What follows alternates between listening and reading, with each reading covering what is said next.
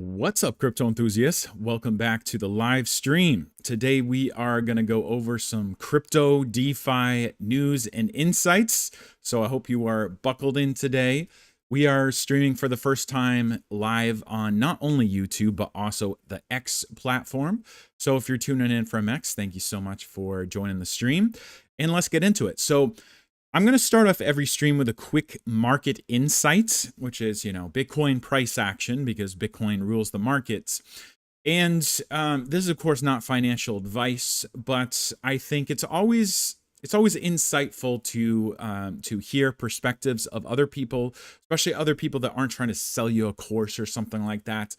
I day trade personally, and I'm more of like a swing trader where I'm holding a position anywhere between 12 hours and about 3 days is my average. And I really enjoy doing that. I've been studying trading for many years now. So let's get into the crypto market insight. So with Bitcoin, as you can see, ever since we rejected the $70,000 area a few weeks ago, it has plunged us into an area of uncertainty where we found a newer low recently below $50,000. Now we recovered a bit, but we're kind of in the middle and the market is undecisive. And so the first thing I would tell you is that if anybody tells you that they know for sure that the market is going to go up from here and not down from here, or they're sure that the market is going to go down from here, I would say take that with a seriously big grain of salt, because no one knows what the market is going to do from here. It's very indecisive. And there's a number of catalysts that could either make us go higher or make us go lower. Now, sometimes, patterns and ranges and, Fibonacci levels, they're great to look at, but nobody knows for sure. And the market is always changing as well.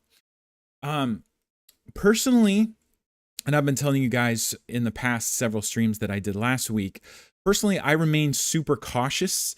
I'm not currently in a long or a short, and I am holding a lot of stable coins right now as opposed to being, exposed to Bitcoin, Ethereum, and then other risk-on assets. I think that there's a strong possibility that we could test lower. Now, I've got a couple reasons for that. First of all, because sometimes, many times, in fact, Bitcoin likes to retest these wicks. So this is the daily chart right here, and we did get a wick down here. It's very possible that we recover that, whether we hold $50,000 this time or we go down to these levels here. You can see this brown box, and this is actually a vector candle recovery, and you've also got the 200 EMA on the daily chart here, that it could easily come down to low 40,000s in this next bounce if we don't dig ourselves up out of here. I think a lot of people are waiting for the Fed to make a move. A lot of people are expecting rate cuts very soon, whether it's 0.25 percentage, basis points or 0.5. That's what people are speculating on. And if we do get those rate cuts, that could be very good for the markets and good for Bitcoin as well. But we don't know if that's going to happen yet. And so, Bitcoin is largely news driven right now. We had this major sell-off when, people were selling Bitcoin, news of Germany selling Bitcoin, Mt. Gox selling Bitcoin. Whether that was the major catalyst or whether that was going to happen anyway and it just got blamed on this, it doesn't really matter. The point is the Bitcoin market cap is still small enough that it is largely news driven. And it is also still considered a risk-on asset. So compare that to gold, for instance, which has over 10 times the market cap of Bitcoin right now. And gold just reached new all-time highs because gold is not considered a risk-on asset. It's where people flock to when there is risk. So it's the opposite of a risk-on asset. Bitcoin is still smaller, and it's still going to be, largely news-driven, largely a risk-on asset, which means that usually it's going to pump with, the stock markets and, follow the trajectory of the stock markets loosely, rather than being the asset that people flock to in times of uncertainty like now. Now, of course, if we start digging our way up out of here, I'm going to start being very bullish on Bitcoin. I'm, certainly hoping that that's the case, but not in a position now because, you don't make trades off of hope for sure. And I still do think that we are going to see at least one more try to the downside, and I would like to see how that plays out. So that's the market insight. Now, I do market insights on cryptocurrency, but also DeFi. DeFi is what I really care about.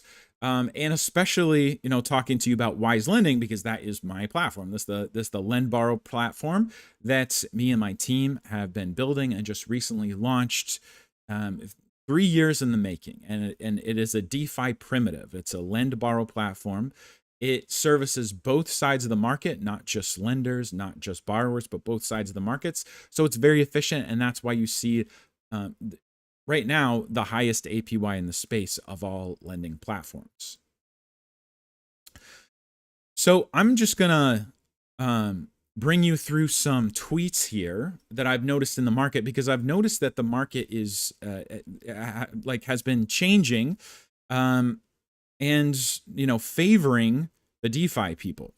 I've noticed a couple of these different things. So first of all, what I want you to bring your attention to is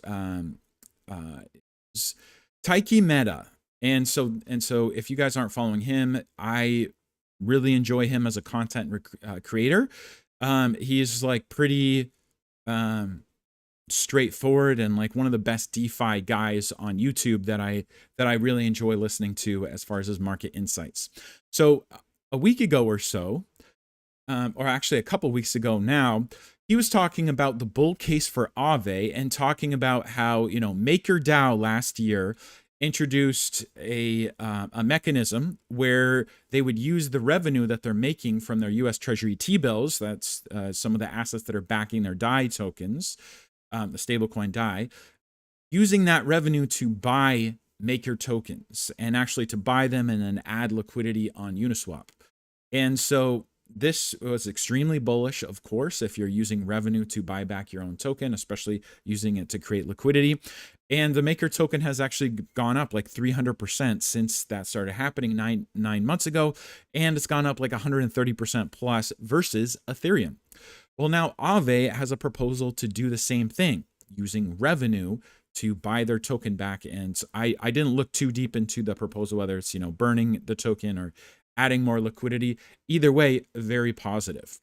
Well, the reason why that is significant is because my protocol and my ecosystem, we had this is our entire plan. So these guys are just now implementing this strategy. After 4 years, well, we had this strategy implemented from the very start. The difference is we hadn't built the platform yet. So these guys started with a platform and then launched a super simple token. And, they were live since 2020. We started with a token and now we're live now after building the platform for several years. So ours is a different kind of platform. It's a one-stop shop. It can do what Aave can do and more because it services both sides of the market. But one more thing about the token, because they're talking about the bull case for the tokens. Our token is actually backed by Ethereum. It has a price floor in Ethereum. And so this is something extremely unique. You're not going to find this in any other token, especially one with any amount of liquidity. We actually have right now the third largest liquidity pool on Uniswap. It's an ownerless pool, meaning that nobody owns the LP, and that the Ethereum in the LP is backing up the value of our token, Wise tokens. And we're the only token like that. And we're the third biggest liquidity pool on Uniswap. We are the number one liquidity pool on Uniswap version 2. So very bullish there. Now looking at this post right here that Arthur made today.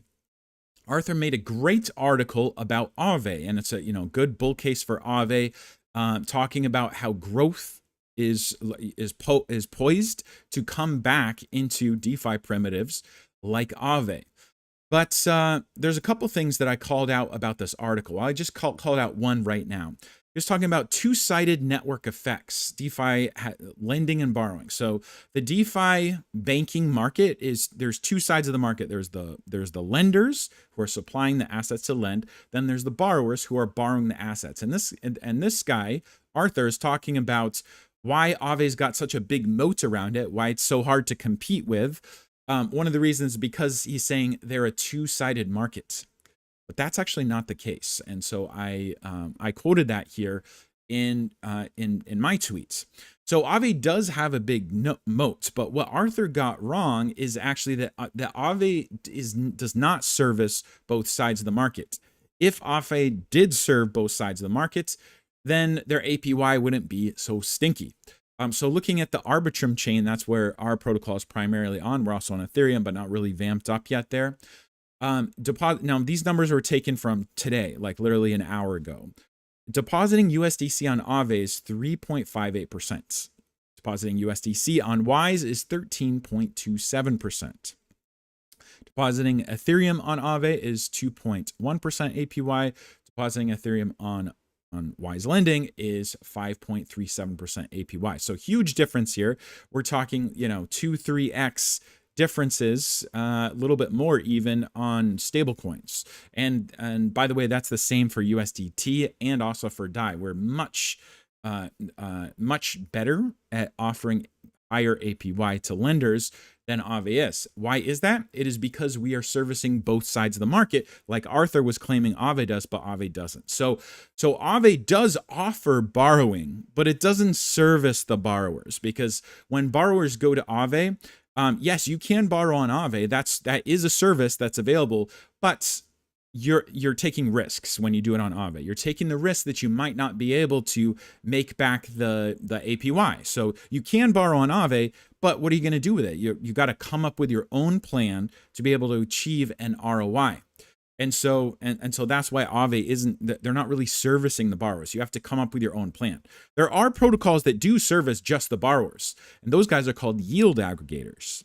Yield aggregators like Yearn Finance, like Gearbox, for instance, Beefy, the Beefy protocol. So there's many yield aggregators, and they are just servicing the borrowers, not servicing the lenders, because they are the ones that are identifying the arbitrage that's there in the market and making it easy for borrowers to capture that arbitrage. So that is what servicing the borrowing side of the market looks like, not Aave. Aave services the lending side of the market. They make it super easy. You can deposit a bunch of blue chips, start earning APY instantly. It's really flexible. You can borrow against your deposits, but being able to borrow against your deposits is actually a feature for lenders. It's not a feature for borrowers. Servicing borrowers would be it's not servicing borrowers when you have to deposit a ton of collateral first before you can borrow. No. This is that's lending. And so Aave's borrowing is really it's a feature for their lenders. Whereas like a yield aggregator, well, they let you apply leverage to the assets in your wallet. You don't already have to have deposits. You can take something that's in your wallet and then you can apply leverage to it to capture an arbitrage that's in the market. So Wise Lending does this exact same thing. So we have the lending side of the market, which would be here for lenders. And it's just like Aave, where you can deposit, you can borrow against, start earning APY instantly. Very, very easy, very smooth for lenders. And then here's our borrowing side. So our borrowing side, we have the different markets that are available and you can capture an arbitrage. So right now there's a 25.8% max arbitrage that can be captured using USDC. And so the way you would do it is you would come and use some USDC in your wallet. Let's use 10 USDC. You would borrow from what's available. Right now, there's 8,638 USDC available. You could borrow up to 15x on our platform. And so you can see I'd be borrowing 140 USDC for a total position size of 150 USDC. I would be paying 8.6% borrow APY, and then my entire position would be earning 9.8% APY, which translates into a 25.8% net APY. And this would be just a one button click right here, right now. I don't have any USDC in this wallet, but be just a one button click to capture that arbitrage. Now, why aren't I doing that right now? Well, because there's just 9 days left in this pool. So I am currently waiting until this the next pool gets launched. So these are using Pendle yield sources, and every one of their yield opportunity has got an expiration date on it. So I'm waiting till the pools turn over so that I can make that more efficient. So you can see actually APY is a bit lower on USDC right now. It's like 7, 8, 9, 10. So it's like 12% total APY.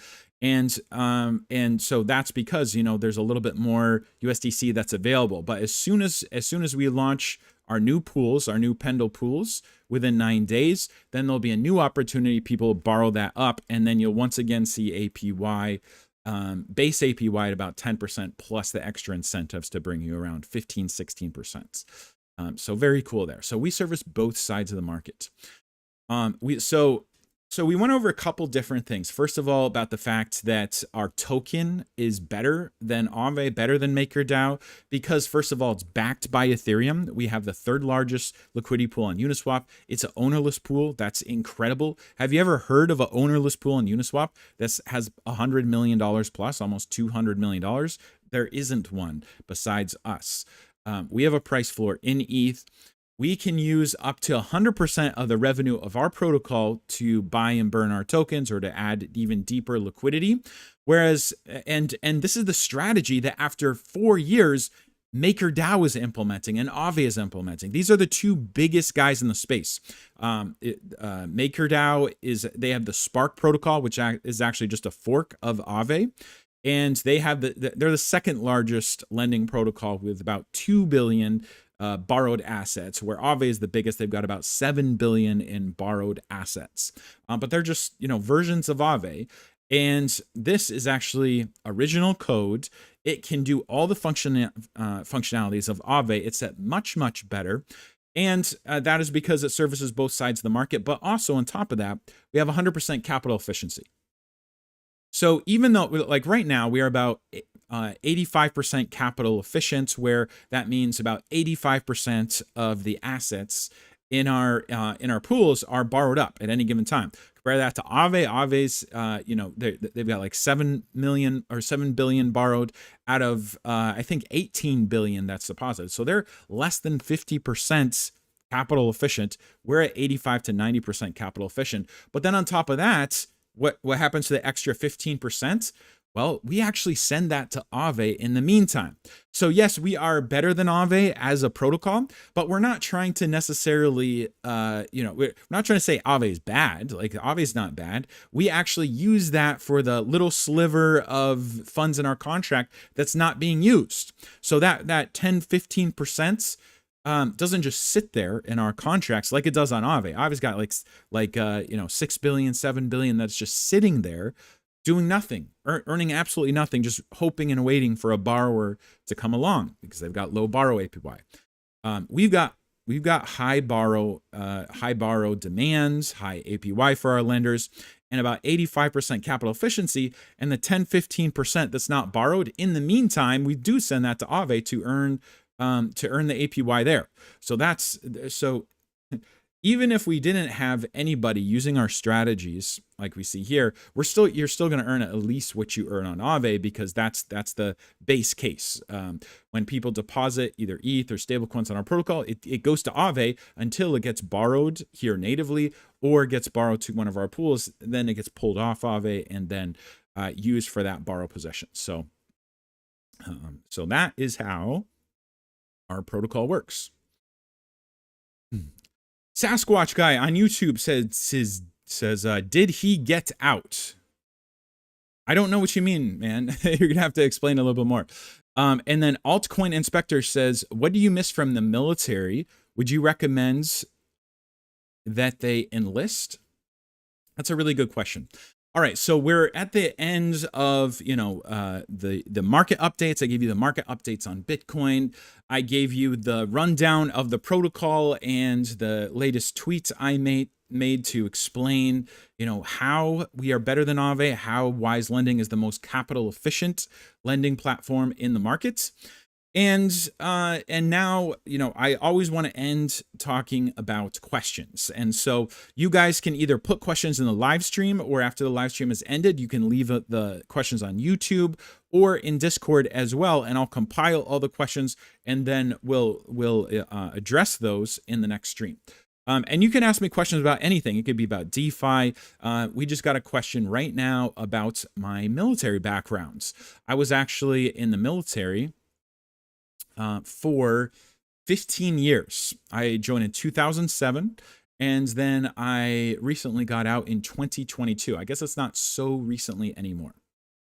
So guys, first of all, I do not come from a military family. I was the first person in my family to join the military, and actually one of my brothers and my sister ended up joining after I joined. I'm the oldest child of my family.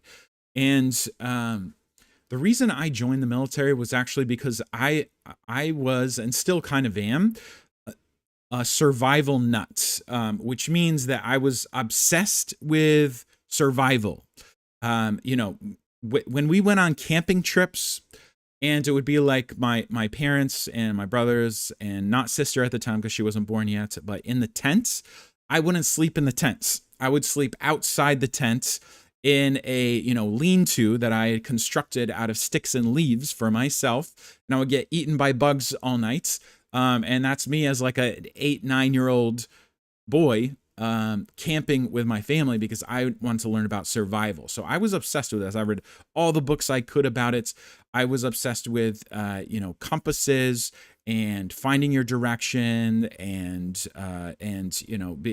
hiking, and being able to survive, being able to find food, identify sources of food, and be able to just survive if you were like dropped off with nothing, just in the middle of nowhere.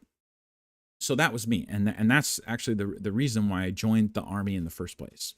I wanted to join the Marines actually, but the Army had much better benefits and helped me to pay off my college bills. Luckily, I don't have any school debt now.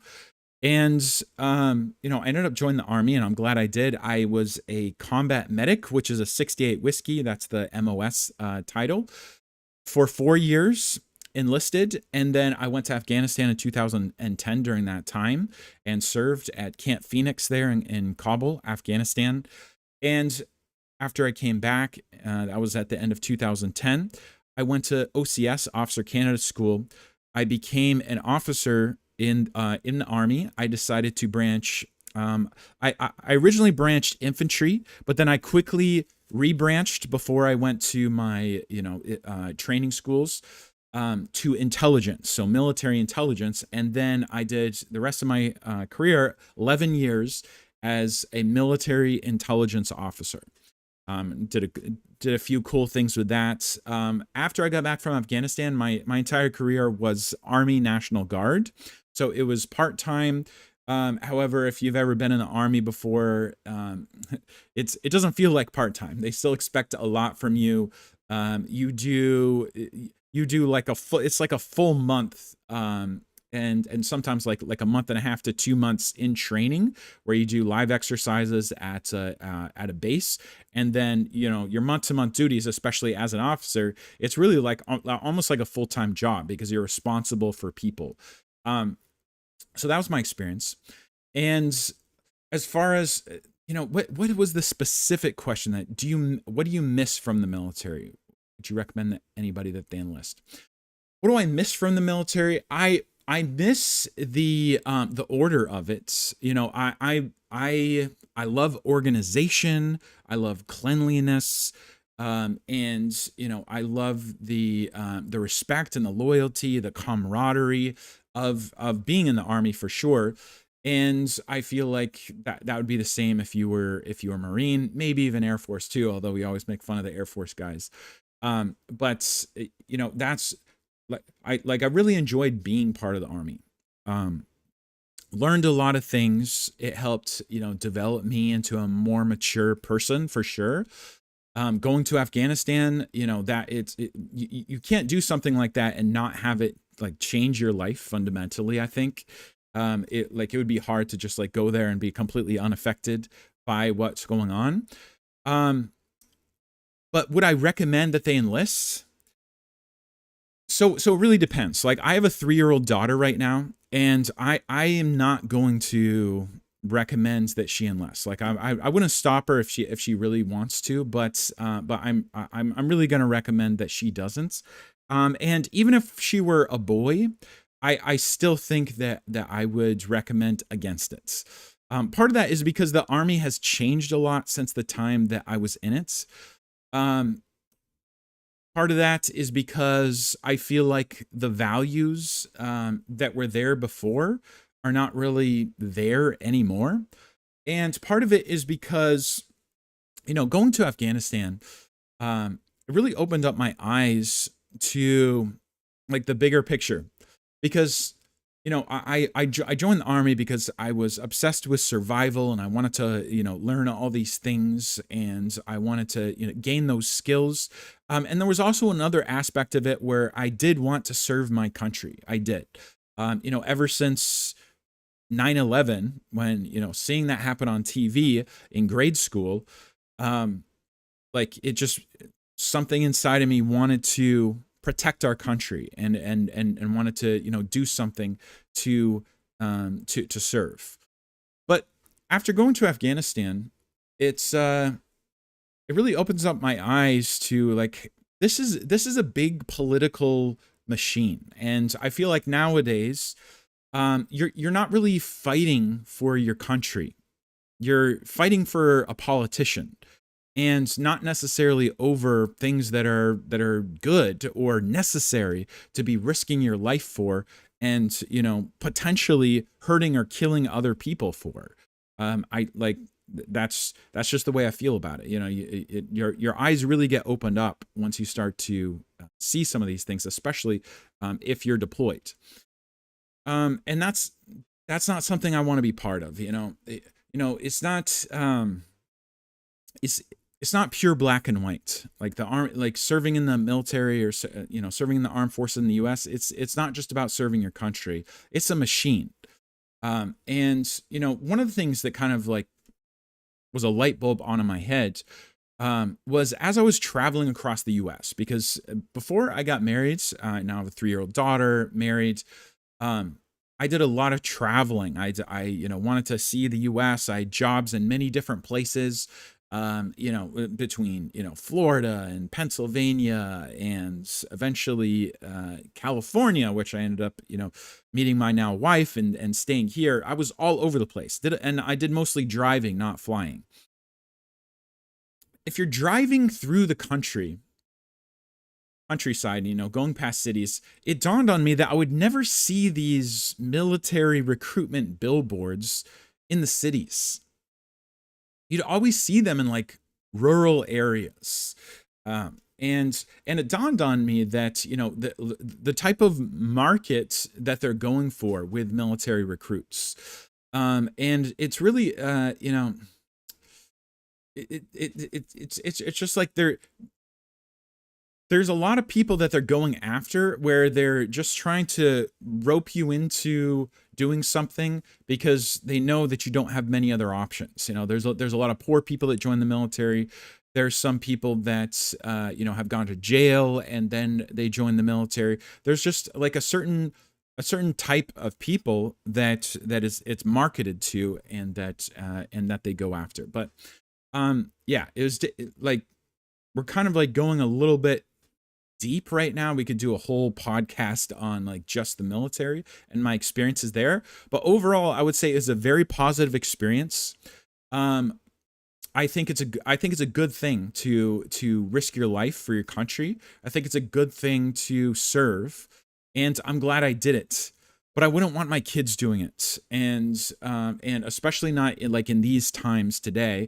And I feel like I feel like if you did join now, that you might be roped into doing something that that is not necessarily even morally good or morally right, and you're just like a pawn of the politicians. So that's generally my views on that. So Thomas says, thanks for the overview. Very helpful. Can you run over your security posture? Yes, for Wise Lending. Do you think Kamala or Trump is going to be better for crypto?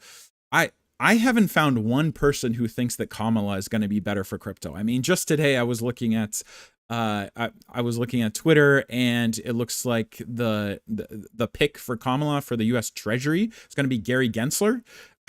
I like, if you're in crypto, you know how you feel about that. Like, obviously, like, so I think it's pretty clear that that Trump would be the much better crypto pick. Personally, I am a RFK Jr. fan. I think that he is the smartest candidate and the most I think he has the best ideas for sure. Unfortunately, I think it might be really difficult for RFK Jr. to win. And also, there's a part of me that after the assassination attempt on Trump, is really rooting for Trump. It's kind of indifferent before that.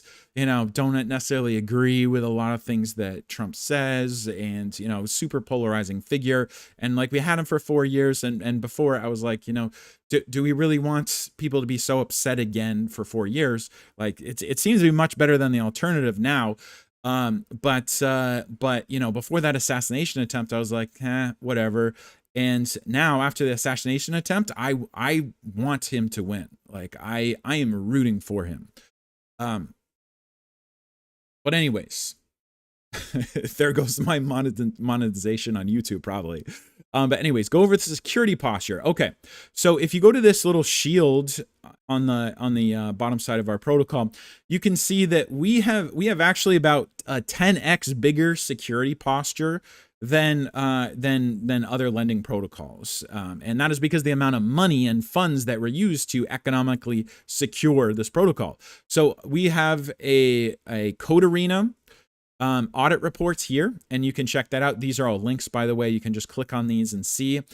Our Code Arena audit was a $200,000 bounty. Our Hats Finance audit was a $160,000 bounty. And guys, this wasn't a bug bounty. This was a competitive audit. So all the money got paid out. And like, you can see that here. So for instance, it'll show you like who won. Like the biggest winner, this guy who won $37,000. Next biggest winner won $21,000. Next biggest winner won $20,000. So this was all money that was paid out by us. And then the Hats Finance report was a bug bounty where it was $160,000 available. And then Omniscia reports, this was not a competitive audit. This was a formal audit, traditional type of audit. And then we have an active bug bounty with Hashlock, and then also one other company as well, $100,000 bounty if you can find it critical in our code. So we spent a lot of money on security. We spent a lot of time on security, almost 6 months total with all these audits. And on top of all this, we actually have another layer of protection that we don't put on our protocol. It's because, because of OPSEC reasons. So you don't want to kind of give away your hands on what security measures you are using to attackers. But we have a live scanning security with a company that has a 96% success rate across all of crypto for detecting malicious attacks before they happen. They have a 96% success rate across all of crypto for all attacks that happen on the blockchain, every single one. And they are integrated with our protocol so that they can lock either one pool or all the pools so that they can freeze the protocol and prevent any malicious attack from happening before it happens. So almost $500,000 worth of audits. And then on top of that, live scanning protection, that it's like an ongoing type of a thing. So going back to the functionality of our protocol, and I've been showing you guys this account, which is one of my smaller accounts that where all I did is deposit 1,000 USDC, which was about a couple weeks ago now, and I show you guys every single stream how that number keeps on going up. So last Friday it was at $5. Now we're at $5.66. We'll be at $6 in a day and a half, basically. So on the Wednesday stream, you'll see I'll be at $1,006 that I'm able to withdraw. That just represents the base APY in the green bubble right here. There's extra APY that's happening from points farming. That's not Wise points farming. There is Wise points farming that's happening, but that's not included in this number. This points farming is from the Athena protocol. That is from everybody that is using our leveraged power farms. They're only getting raw APY and they're passing on the points farming to the lenders. So this is actual claimable APY that once they have their airdrop on the Athena protocol, you'll be able to go there and then claim that. Same thing with Ethereum, where you're going to be able to go to EtherFi and see, you know, with your wallet address as a lender, you can go see the points that you're earning there. Great questions, by the way. So I got questions from YouTube now. I didn't have any questions from X yet, so feel free to ask. But we've been doing these streams now. I did a stream every single weekday last week from Monday to Friday, and I'm going to keep doing it now. And I wanted to get 1% better every single day, and hopefully like 5% better every single week. And so this week, what I did is I started streaming on X in addition to YouTube, and then I worked on making better thumbnails as well. And so hopefully you guys see those improvements. The next thing I'm going to consider doing is I'm going to consider doing different times for my Tuesday and Thursday streams so we can get a different group of people. So some people, you know, it's the middle of the night and they can't watch the streams live, but they would like to. So I'm going to consider doing a different time on Tuesday and Thursday. So you guys let me know if you would want me to stream later or earlier, depending on your time zone. And I will consider making my Tuesday and Thursday streams a different time than my Monday, Wednesday, Friday streams, which will be at this time. So that's going to wrap it up for this stream, guys. Thank you so much for tuning in. I will, you know, do the same thing every single day this week. And so I will see you guys again tomorrow. If I didn't get your question, then you can drop it in the comments and I'd be happy to address that tomorrow. But thank you so much for showing up, and I will see you in the next video. Take care, guys.